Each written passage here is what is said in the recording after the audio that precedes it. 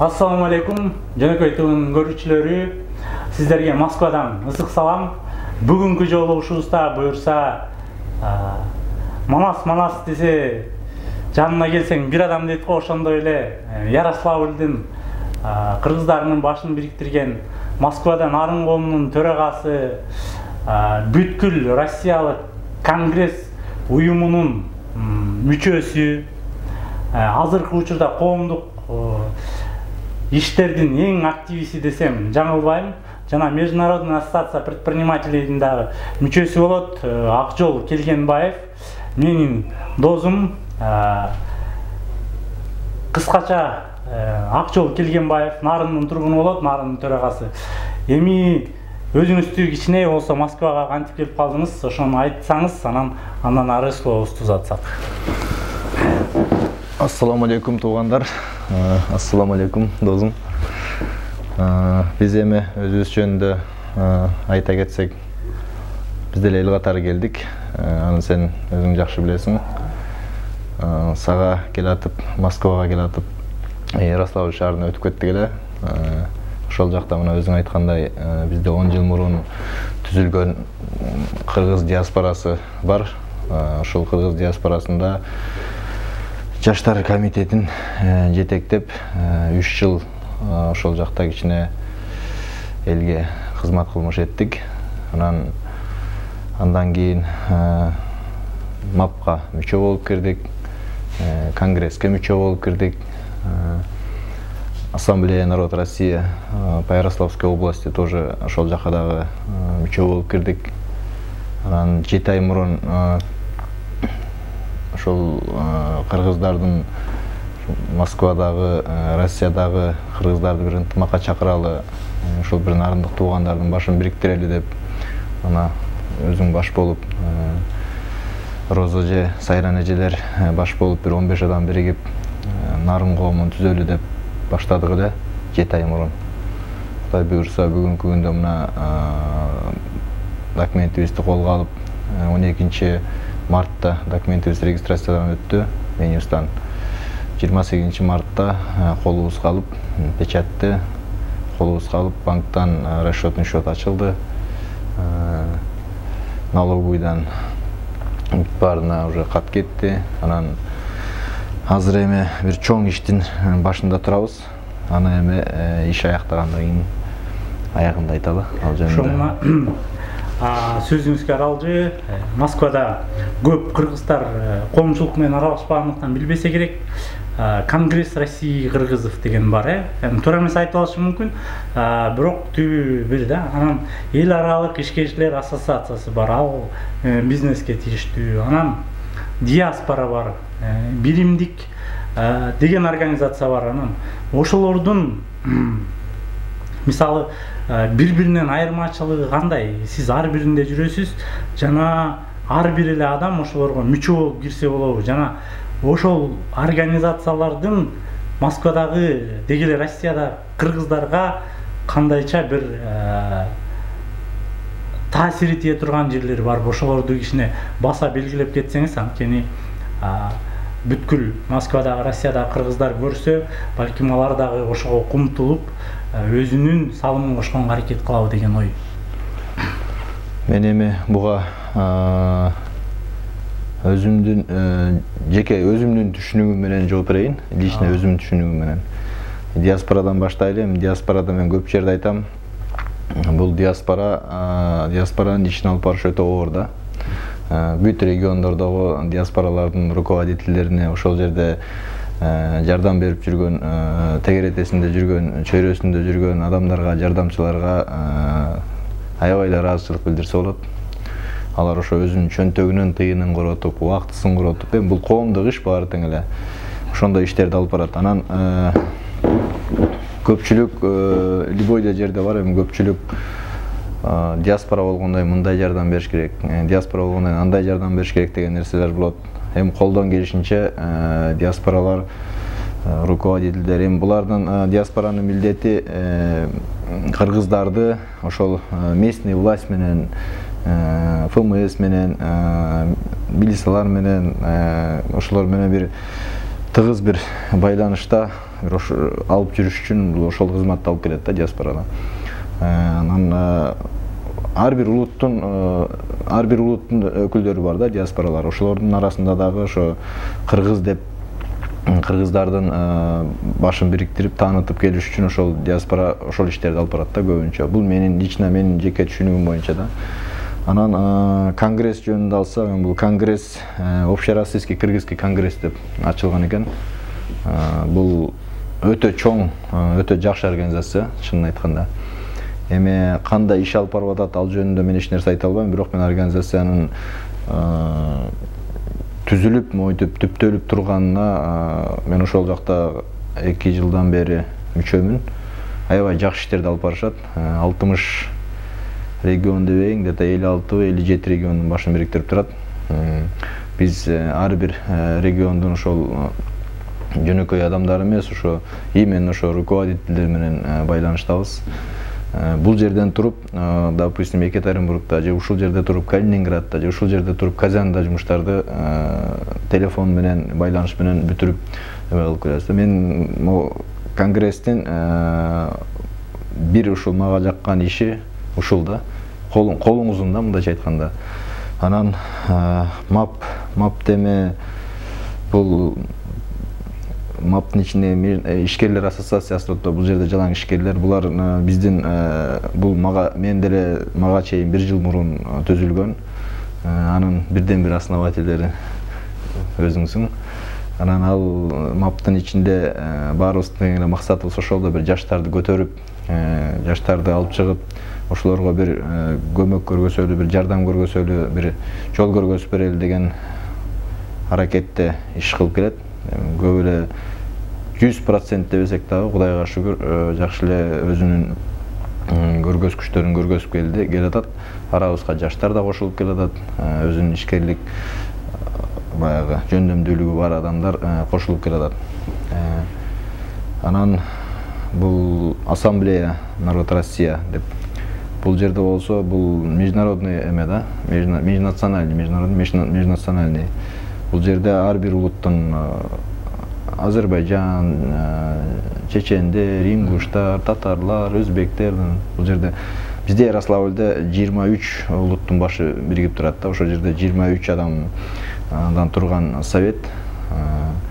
Булардын ассамблеянын мунуку деле ошол эле баягы бүт эле айланып келгенде биз Россияда туруп аткандан кийин ынтымак, кыргыздар деле диаспорасы өзүбүздүн биримдикти, ынтымакты кармайлы деп аракет кылып келебиз. Бул жерде эле ошондой чет жерден келген баягы мусулмандарды жана ошол мигранттарды, ошолордун башын бириктирип, ошолордун ынтымагын кармап, ошондой бир жакшы иштерди кылып келет да ассамблея. Менин бул менин түшүнүп айтып жооп бере алган ушул да. Рахмат, менде бир суроо пайда болду.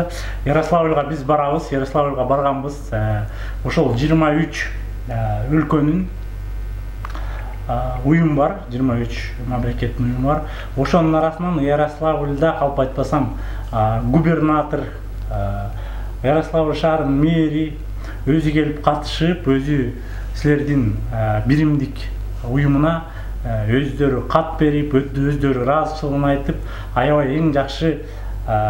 эң жакшы диаспоралардын бири Ярославльда. Кээ бирөөсү айткан калп айтпасам 1-орунда турат деп. Жанан Москвада, сиздин оюңуз боюнча, Москвада андай бир баарын бириктирген уюм көрө алдыңызбы? Жана көрө алсаңыз ошол кайсы уюм да? Анан жана бир ошондой болуп биргеликте иш алып барса болобу Москвада? Менин оюмча Москвада азыр баарын бириктирген уюм жок да. Баарын бириктирген уюм көп эле, мындайча айтсаң, топ болуп көп эле болуп атат да. Топ билебиз да, көп элебиз да. Ошонун баарын бир бириктириш үчүн билбейм, мен действительно мына аз убакыттан бери бат-бат келип көп аралаша баштадым. Москванын баягы туугандардын, кыргыздардын арасында көп аралаша баштадым. Чогулуштарга көп бара баштадым. Жолугушууларга көп бара баштадым. Бизде ошол жүрөктү өйткөн көйгөйлүү нерсе ушул бөлүнүү болуп атат, чынында. аны баарыбыз тең билебиз, жашыра албайбыз. Эң күчтүү өтө мындай оор нерсе болуп атат чынын айтканда. Бирок билбейм, мен канчалык эме биз ошонун үстүнөн күрөшсөкпү, ошонун үстүнөн бир аракет кылалы, жок дегенде бизден кийинки муундар, кийинки жаштар ушул бир ынтымакта эме кылгандай, может быть, ошо бизди көрүп баягы башкалардагы кой деп бир чечимге келип, кыргызда жакшы кеп бар, атаңды өлтүргөнгө энеңди алып бер деген кеп бар да. Анан арттагы эски нерсени унутуп, жаңыга бир умтулуп, бир жакшы бир ынтымакка чакырса, менимче бул көйгөйдөн, по-моему, чыгат болушубуз керек да. Эми аны айтыш кыйын, бирок аракет кылсак, бул көйгөйдөн чыгат болушубуз керек. Чынында мен бул немени мынчалык бириктирген чоң организацияны туура айтасын көрө элекмин. Мына координационный совет бар, кыргыз биримдиги бар, ошол эле моментте конгресс дагы бар ушул жерде. Ошол эле моментте өзүнчө коом уюмдар болуп атат. Эми баягы аябай мындай бытыраганды бири-бирин мындай көрө албайт деп айта албайбыз, бирок арасында чынында мындай ынтымак бир муштум болуп, бир туунун алдында бир чогулган бир ынтымак жок болуп атат да. Эми ошол жалпылап иштесек, ушул жаштар, биз курактуу, бизден улуулар чуркап жүргөн, мен кыргызмын деп бөкүрөгү монтип жүрөгү соккон адамдар ушул нерсенин жүзүндө иштесек, биз бул көйгөйдөн чыгабыз. Рахмат деген ойдомун. Менде мындай ойда, мисалы Москвага келгендин баары эле, Москвага келген кыргыздар, Москвада жүргөн кыргыздар, бир туугандарыбыз баары эле каким-то бир кандайдыр бир себептер менен диаспораны күнөөлөшөт, бирдеме болуп калса, бирдеме болсо посольствону күнөөлөшөт. Анан сиз деле мисалы ошон бирөөлөрдү күнөөлөп, моунча коомго аралашпай деле жүрсөңүз, өзүңүздүн оокатыңызды жүрө бермексиз да. Анан ушунча коомго аралашып жүрөсүз, ушунча Ярославлдан бери келип, ар бир нерсеге катышасыз, өзүңүздүн каражатыңыз кетет. Ошолордун кажети барбы же ошол бир патриоттук, улуттук сезимден келген нерсеби? Ушуну коомчулук менен чогулгайын дедиң окшойт жоопту. Эми бул жеке эле мен эмесмин да. Чынын айтканда, жеке эле мен эмесмин. Эми бул жерде көрүнүктүү биздин баягы буту-бутуна тийбей чуркап жүргөн агаларыбыз да бар. Номер 1 деп койсок болот. Мисалы үчүн Надырбайкени көрүп, кээде ойлоносуң, действительно баягы кылган ишиңди канчалык чуркасаң дагы все равно сен күнөөлүүсүң да. Бирок ошого адам жаралган да. Мен ошентип ойлойм да. Ошого жаралгансың да. Потому что уктап жата албайсың. Мына жакында Марат бир герой Исаев Марат айтты эле го, үйдө отура албайсың деп. Ошол сыяктуу да. Көрүп туруп жата албайсың, көрүп туруп отура албайсың да. Анан жок дегенде мындай бир тарыхта кала турган бир иш кылалы деген, мен үчүн ошондой неме кылам да. Бир жок дегенде бир тарыхта калтыргыдай жөн эле Россияга барып, эптеп-септеп өзүмдүн жанымды багып, нанымды таап, анан үйүмдү куруп, анан болду ошо менен кетип калбайлы деп, эртеңки күнү балаң чоңоет, балдарыңыз суроо берсе, эмне кылдың эле? Ушул күнгө чейин эмне кыла алдыңыз? Только ушул болгон кудуретиңиз ушул болдубу? Бизди эле багып чоңойто алдыңызбы ушуга? Эгер аларды да бир жакшы даражага жеткирсең, бир жана жеткире албай калсаң, аны бир Кудай билет да. Аны бир Кудай билет. Анан ошого кичине кой баягы эл үчүн дагы аракет кылалы, эл үчүн дагы кызмат кылалы дейсиң. 100% эч кимге жакпайсың. Кыйынчылыгы бар. Кээде ойлонуп таштап салгың келет. Анан именно ушул мен Надырбайкени көрүп, мен Надырбайке ушунчалык кыйналып, ушунчалык эмесе дагы ушул коомдук ишти калтырбаганга, кыйналып турган адамда башын буруп басып кетпегенге эме кылат. Сен да күбөсүң, эл да күбө бар тең. Ушу Надырбайкени көргөндөн кийин огош бетер баягы чыңалып, анан кой дейсиң да. Анан бир неме бар, негизи эркек болгондон кийин баарыбыз тең аттын тизгинин алгандан кийин ошол жете турган жеткенче кое бербешиң керек да. Анан бир ишти колго алгандан кийин аягына чыгарбасаң, сенден башка ал ишти эч ким чыгарбайт да. Эң туура. Маегиңизге рахмат. азыр ушунун баарын айтып мен да сизге кошулам. Анткени көп угам көп комментарий жазышат. Тиги эмне кылып коюптур, посольство эмне кылып коюптур, анан диаспора эмне кылып коюптур дегенде мен айта кетмекчимин. Диаспора деген ошо комментарийди жасап аткан сиз, сүйлөп аткан мен, конокко келген Акжол, отурган оператор да. Эгер баарыбыз биригип иш алып бара алсак, бөлөктөргө кичине болсо сөз менен жардам бере алсак, ошол диаспора. Диаспорага дай бир жолу айтайын, эч качан эч ким акча бербейт, государство акча төлөбөйт. Алар бир коммерция менен дагы иштешкенге укугу жок. Ошондуктан диаспорада жүргөн адамдардын көпчүлүгү чын жүрөктөн кыргызмын деп күйгөндөр болот да. Туура айттымбы? Туура. Ошо биз жалпы кыргыздарга, кыргыз туугандарга, бир туугандарга бүгүн биз элчи Болот Исакович менен жолугуп бир столдо бир жарым саат маек курдук. Биздин представитель МВД Райымбайке менен жолугуп бир жарым сааттан ашыгыраак маек курдук. Ошол эле нерсе бул бир эле баягы диаспоранын руководителдерине эмес, диаспоранын башында турган адамдарга эмес, ошол МВДга дагы, миграционный службага дагы кыргыздар, керек болсо ошол посольствого чейин наразылар бар да элдердечи. Биз деген эч качан наразы болбошубуз керек да буларгачы. Эч качан наразы болбошубуз керек, наоборот ыраазы болушубуз керек да. Потому что биз көппүз, эл көп. Кыйынчылык 90% деп койсок жаңылбайт экенбиз. 90% кыргыздар ошол жакта кыйынчылыкта экенбиз да. 90%. Биз бул жерде аралашып көрүп жүргөн бир 4төн 1 бөлүгү же 10дон 1 бөлүгү эле да. Көрбөй жүргөн башка сферада жүргөн адамдардын кыйынчылыктары бар экен. Ошонун баарын чечиш, ошонун баарын анан алыс келгенсип эки менен кызматташтык баягы эмес болот. Бул өзүнчө мамилелери. Аны жөндө кармап туруш үчүн бул өтө оор да. Ошон үчүн биз элчиликти күнөөлөбөй, диаспораларды күнөөлөбөй, наоборот ошол жака жардам берип, бир өзүбүздүн бир салымыбызды кошуп, бир жакшы жагыбыз менен аракет кылсак, менимче биз ошондо бир жакшы нерсеге жетише алабыз да. И өзүбүздөн башташыбыз керек да ошонун баарынчы. Ар ким өзүбүздөн башташыбыз керек. Эң туура, эң жакшы акыл. Анан ушунча болду. Сөзүбүздүн аяктай, жыйынтыктай акыркы Кыргызстандын биримдигине болгон эмне дейбиз, бизде жаман дебеш керек. Кудайга шүгүр. Мен дайыма ошентип жашап келем, Кудайга шүгүр деп. Жашоо 3 гана нерсе менен турат. Кече, бүгүн, эртең. Кечеки күн биз үчүн история, тарых, аны кайтып келе албайбыз. Бүгүнкү күн ушунун баары биз үчүн бул подарок.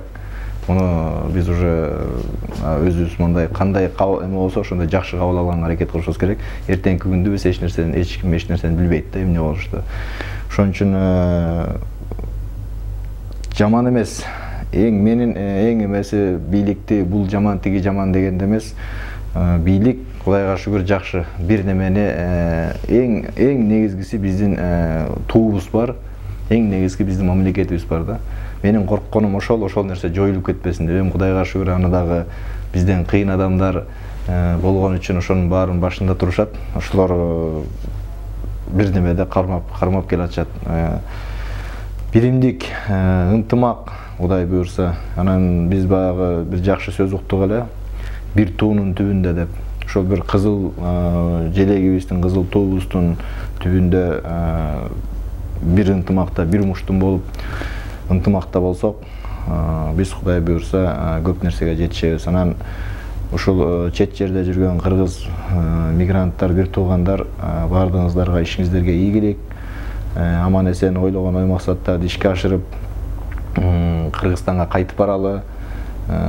Мен ойлойм, бир чукул жакын карада ушул жакта жүргөн, чет жерде жүргөн кыргыздан баары кайтып барса, биз Кыргызстан өтө тездик менен, өтө чукул арада биз өнүгөбүз, Кудай буйрса. Ошого Кудай жеткирсин. Айтканыңыз келсин. Кыргызстан бир бололу, бар бололу, бөлүнбөйлү, биригип Кыргызстаныбызды өнүктөндүрөлү. буюрса кийинки жолугушканга чейин сак саламатта болуңуздар. Биз сиздер мененбиз. Ассаламу алейкум. Ассаламу алейкум.